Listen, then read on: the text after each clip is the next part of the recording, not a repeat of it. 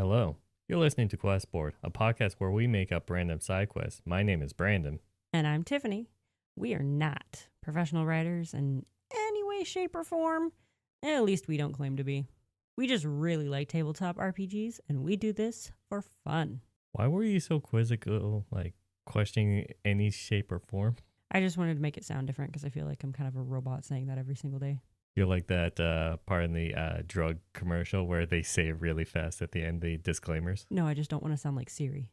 Okay. It's like, Or we Alexa. are not professional writers in any way, shape, or form. It's like, let's try to change that up. But yeah, we are not in any way. I was like, I don't get paid to write things. I mean, if we ever give money for this podcast, then we're technically writing quests. Then I can change my disclaimer. Yeah, I don't know how we're ever going to change that. We are not intelligent. Yeah, that is the sum of our entire podcast. Yeah, we're not that smart. We just like throwing ideas out there and seeing what sticks.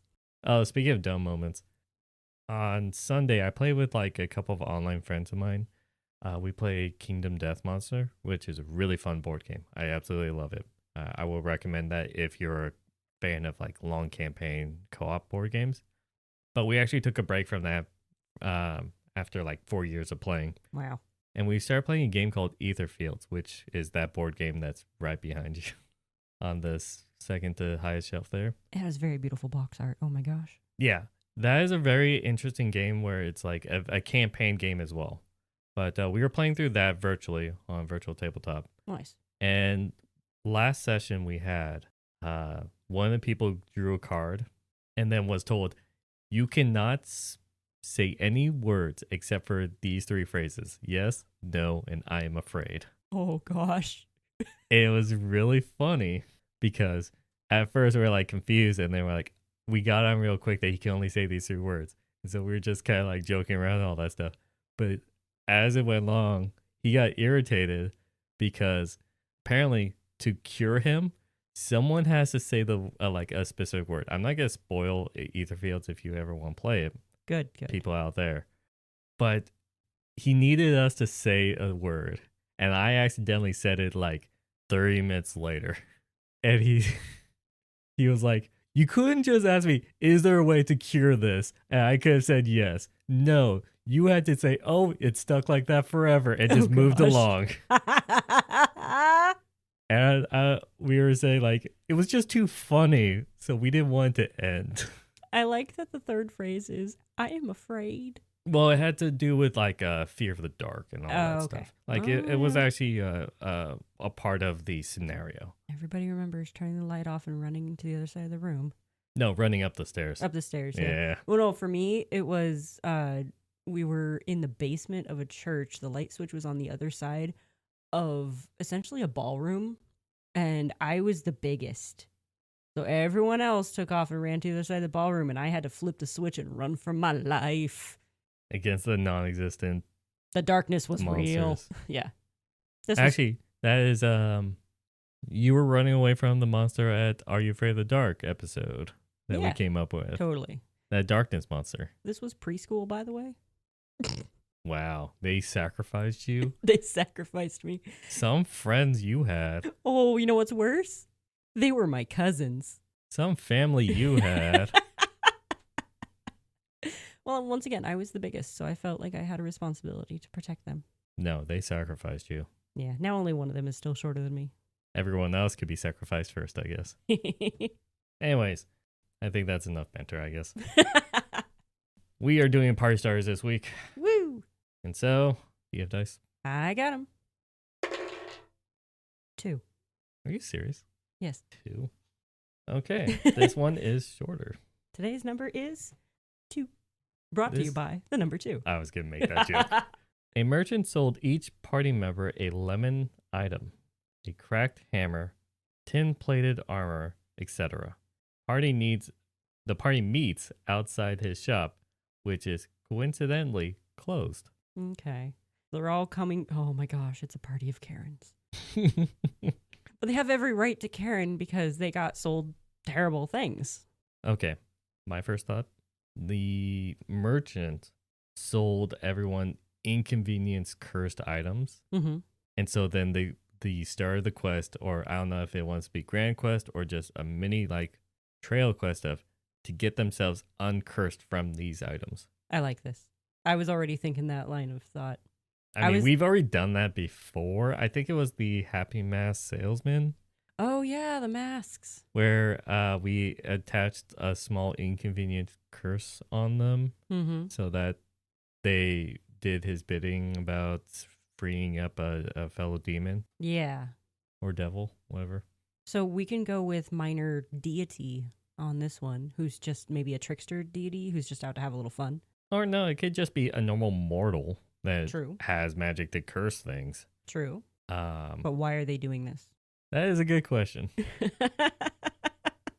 I did not think about that. Why would your average mortal curse people unless maybe they follow a trickster deity and they're doing this as an act of worship? You know, what's ever wrong with like a bad guy just doing it for the shiggles? Yeah, true.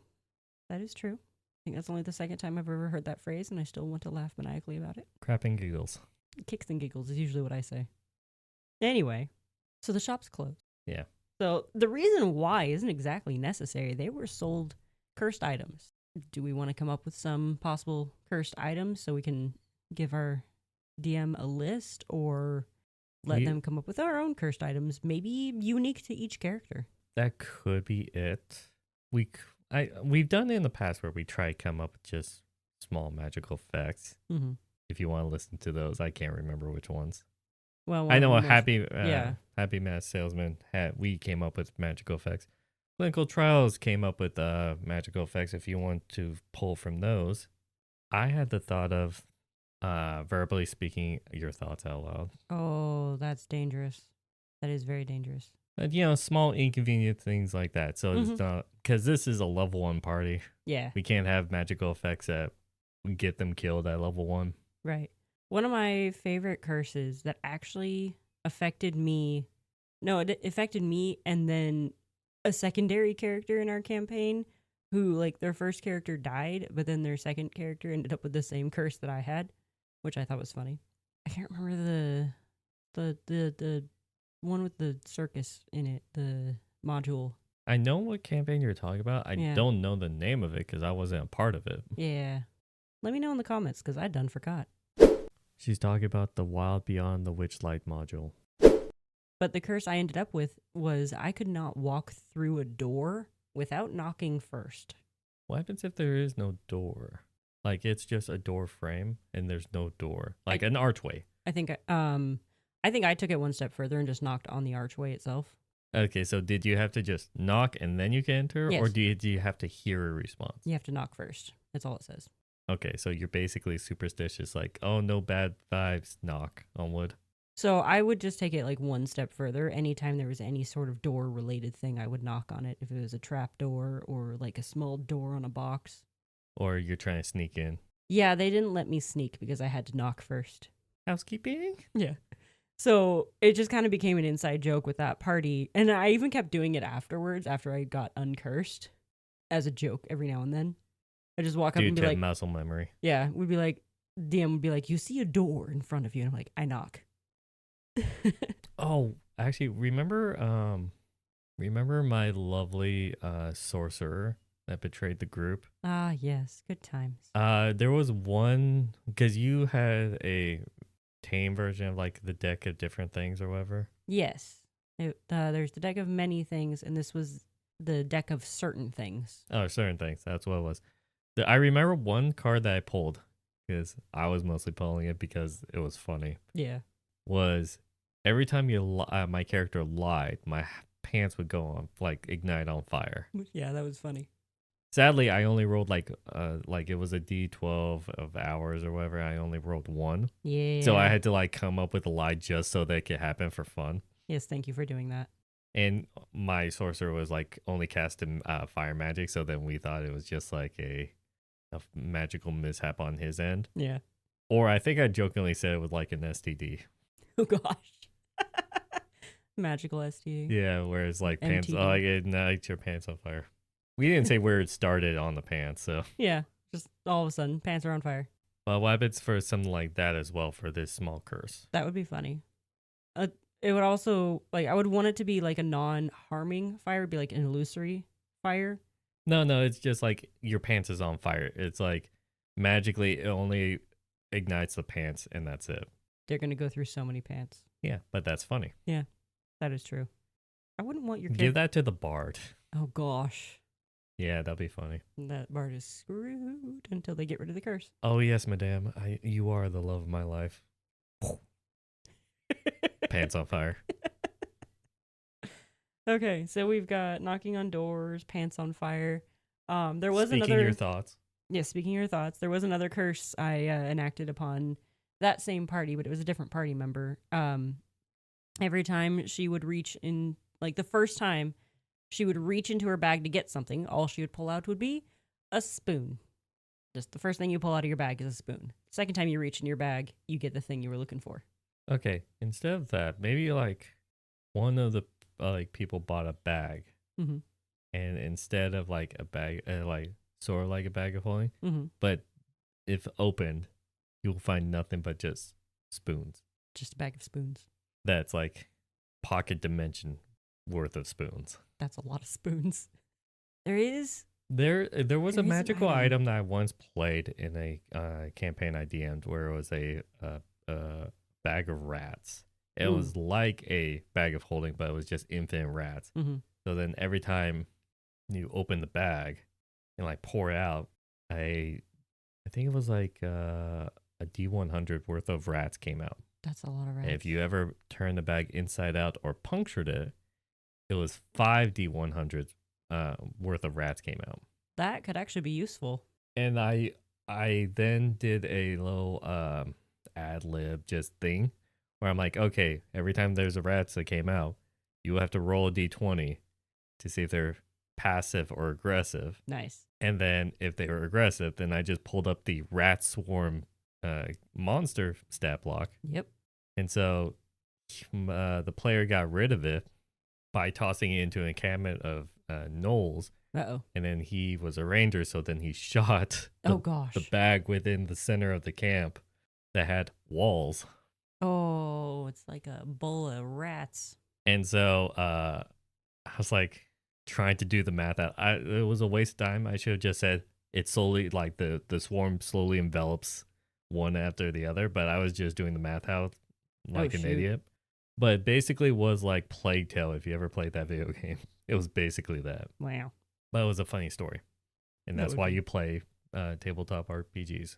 I once saw someone's homebrew listing for an item that looks like a bag of holding, but its name is Bob. Bob is very fickle.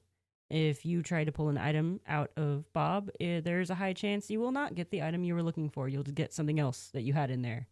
And occasionally he just likes to spit things out. So your stuff will just go randomly flying off in various directions. That's all I can remember of it, but yeah, that was Bob.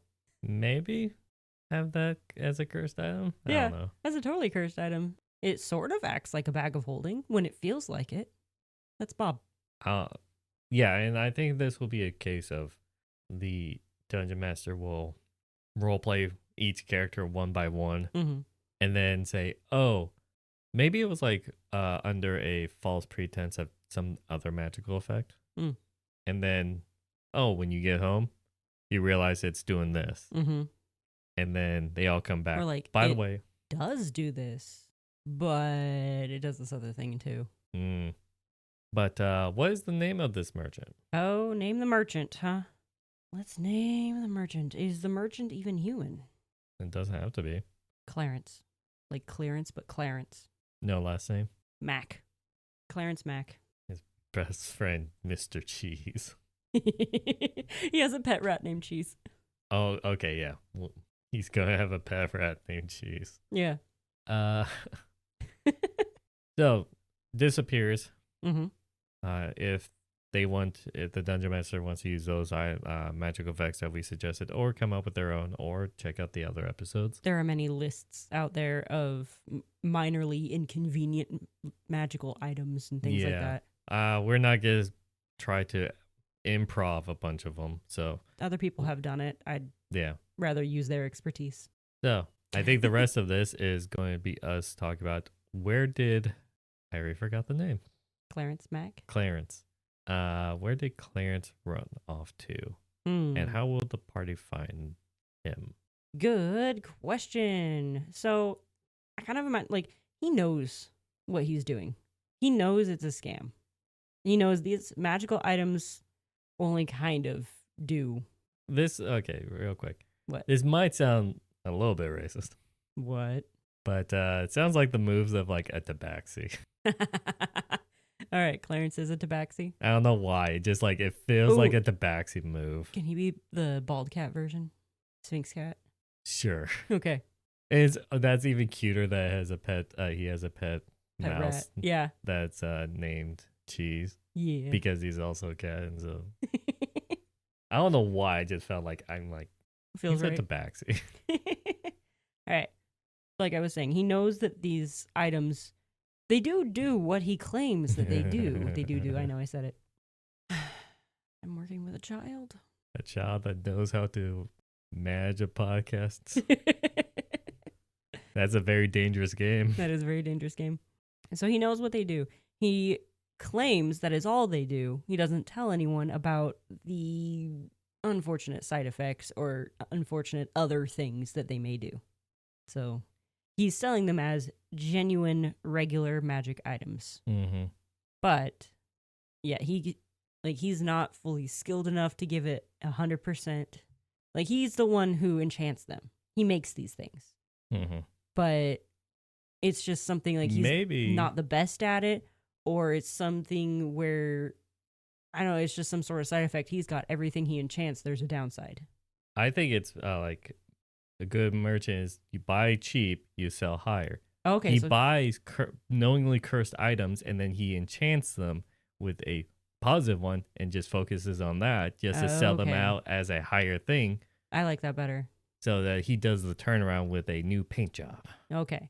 So either he enchants them to look better, or he just muddles with the enchantment a little bit to actually make it slightly better, but it's still terrible. I think it's a used car salesman. It just hides the faults. Just slap a new coat of paint on it. Yes, I think it's a used car salesman approach. Like apartment people who just paint everything and be like, oh yeah, no, there's no holes in the wall. Yeah, there's no mold.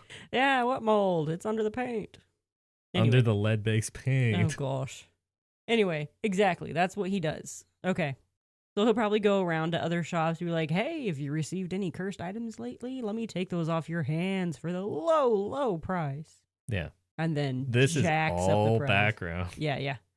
Okay, so where has he run off to? Well, I would think since he knows what he's doing is a scam, Mm-hmm. he only sells like one night. Yeah. One night only. Big sale. Big summer blowout. And, sorry, I distracted myself with my own Frozen comment. Woohoo, big summer blowout. I love that guy. I know. I know. I love that guy. I love saying it. But, so he only has the sale for one night, and then he's gone, shop and all. Like, the stall is just gone. So, yes. I was coincidentally thinking, closed, yes, but also just gone. Yeah, I was thinking like the entire like shelves is cleared and all that stuff, and it's like closed, but beneath closed because he knows what he's doing. Like, all sales are final. Yeah. Okay, that works too. So, but he's like which moved really on to another indicates town. that he knows that like Is he they're only going to be back. So is he only renting that shop for one day? I think it's like he makes a decent money off of this. Mm-hmm. So it makes it look like, oh, he's a legitimate thing where he rents it for the month. Or maybe what he does to the item is block the curse for a week. Like what he can do is sort of shield the curse that's on it for 1 week. And then after that 1 week is up, then he's out and he's already gone. And when everyone comes back to complain after that, you know, the curse shield is gone, he's already picked up shop and left. I think that's a DM's discretion of like whatever they want to do. I think we need to focus now is where did Clarence go? I don't know. And how will the party find Clarence? Well, they'll just have to follow the trail of disgruntled customers. I think it'll be like out of town. Of course. Possibly even just the next town over if you want to make this a quick resolution. Yeah. Or if you want to make this the entire overarching story of the campaign, they're just trying to get their money back. Oh my god. The That entire would be a campaign is they want funny to get their campaign. money back. That would be a funny campaign. That would be. So yeah, if you want to go with the humorous, we just want to get our money back as the overarching story of the campaign, but they also end up in so many other shenanigans and end up saving the world. That could be a thing. Or he's in Oh, the next town over. that reminds me of an episode of South Park Oh yeah. where they got the new game sphere. Oh, Game Uh, Sphere. yeah. And they're like they just want to play the game. And then they encounter Towley, very famous character, who was made into a in a secret military base and all that stuff, where the Tau was hanging out with them, and the Tau is like always high on pot, Mm. obviously. And so they're like, the kids are like, I don't care, I just want to play games. And then Tally gets kidnapped, but then also their game sphere got kidnapped, Oh, or like no. taken as well. And so then they go in there and they get into the military base, and they're like, finally, there's the game sphere, and they hook up and they're playing at the like base. Well, in the background, so it's like the kids are facing the camera Mm-hmm. playing, and in the background is like the two organizations that's been like fighting over like the towel and that whole plot going on. And they're like, no, don't trust them, kids. They're total lies. And then rips off face. They're actually aliens and like all this stuff happening. And they were completely ignoring it and just talking about like playing together in the game. Nice. And they do not care about what's going on at all. No, because sometimes when you're playing a game, you get really like zoned in. Like I'll be sitting there gaming, and all of a sudden I realize, where'd the sun go? Why is the sun gone? When did that happen? Or when you look up and you're like, I haven't eaten today. I'm hungry. Yeah, there's that. Your stomach does like an extremely loud Well, growl. no, that pissed off my mom growing up because we would be playing and we wouldn't be hungry. Yeah. So she walk in and was like, hey, you guys want anything? And it's like, no, we're good. And then like 30 minutes later, we'll be actually done with the game, or we like find a good spot to stop. And then we're like, oh, we're hungry. Yeah. And Yeah. then we go to our mom and she's like, you weren't hungry 30 minutes ago. And it's like, we didn't realize we were hungry. Yep. Your brain is far too focused on the game to Yep. think about being hungry. I miss those days. Mm-hmm. Anyways, that was a weird long tangent. That was. I don't remember where we were. Where did Clarence go? It was a sense of if getting Clarence the refund of like the 3 gold you spent as the entire campaign, and in the middle you killed dragons and you've done Yeah. all these things just to get a 3 gold piece return. Seriously. At some point, it could turn into like if you meet a bunch of other people that he has scammed, it could turn into a we gotta stop this guy type of campaign. Well, that's what I'm saying. Mhm. If the entire campaign is you to like the party to get their refund back, which I find hilarious. Yes. Because then as they're leveling up, they're fighting bigger and things. Mhm. But then level 1, you spent only like 3 gold on that item. Roundabout. It might be Because- a little more. But Like to your go- entire life savings. But okay, the starting gold amount is like 10, right? Yeah. So if you spend 10 gold on this thing, and then the entire campaign is to get your 10 gold back, Mhm. but then you kill like a dragon along the way and get its horde, and so now you have 10,000 gold, but you're still going after that mother effer that has your 10 gold from the beginning. Because you're cursed. And Oh, he's the also only one there's that that. can remove it. I forgot we were saying that. Yes. Yeah. No, he's the only one that can remove these curses. Or like find so you think. information. But I mean, thinking There is a possibility of going to someone who has the ability to remove curses, but what if these are like clerics level up, like I think it's a 4th or 5th level spell in D&D where it's remove curse. That's an actual spell. that is true. But what if it's a special curse that's keyed only to Clarence? Like he has attuned it, the curse itself, to him. Only he can remove it. I think that's really up to the DM. That if really they, is up to they him at that really point. want to do that. Or at that point. Okay. I think getting back to it, the party finds out he left town because they'd be like, have you seen this tabaxi and all that stuff? Yeah. This very unique tabaxi with no hair. Yeah. And they'll be like, yeah, he left town. Mhm. And then that's how they find out. Then they could go out and depending on how long the dungeon master wants to make this, could make it super far away or just always one step ahead. Mhm. Or they can make it next town or like a couple towns over, then his hideout is nearby. Oh, like his warehouse. Yeah, maybe like he's based in a small dungeon that's like that housed a lot of these cursed items or whatever. Oh, maybe it was more like a place where people were collecting cursed items and keeping them so they couldn't hurt people. And he found it and is now using that as his stock house, essentially. Possibly. Or an old cult war like hideout Mm-hmm. where they worshipped a demon that actually was able to produce these negative effects. Okay. And it's just like they got killed off by some paladins, but then all the loot was left behind, and then Sealed off, but yeah. then Clarence found it. and then Clarence found it. That'd be funny. Or he, like we said, bought cheap, sold expensive. Yeah. But maybe that's when, like, that's how he started his business, and then he just has that as a main base to hide out because he knows he pisses off people. Yeah. At some point, he has to know. No, that I what think he's knew doing it would in the beginning. Make people angry. Like, Just from the start, from the get-go, he doesn't care. Not one bit. It was just all about gaining extra money. So what is his goal? What is his reason for needing all this money? It could just be greed. It could be greed. It doesn't have to be like deeper meaning behind villains or anything like. It could just be straight up greed, and I think as long as like they're portrayed or like acted right, it works just fine as a true. good villain. Greed is a good villain. From Full Metal Alchemist Brotherhood. Yeah, I like that greed better. I don't know any other greeds. I mean, it's one of the 7 deadly sins, so it gets portrayed a lot. Yeah, I know. In various media and stuff, because the 7 deadly sins is such a cool thing, like a cool a way to name for manifest something. evil things and all that stuff. And in at least one anime's case, the main characters, who are the good guys. Oh, that's right. I didn't like that anime that much. Oh, I liked it. Anyways, I think that's pretty much it. Do you have anything else to add to this? I mean, it feels essentially well-rounded. If we add anything else, it would just be extra fluff. Yeah. And this cat doesn't need fluff. He's already naked. He probably has a naked rat, too. I've seen a naked rat. They're so cute. You have a weird skew line of what is cute. This is very true. Okay. So, to sum up, party individually buys cursed items without knowing that they're cursed. Yeah. They have some magical property, or they're blocked, blah, blah, blah, blah, blah, whatever the DM decides. Yeah.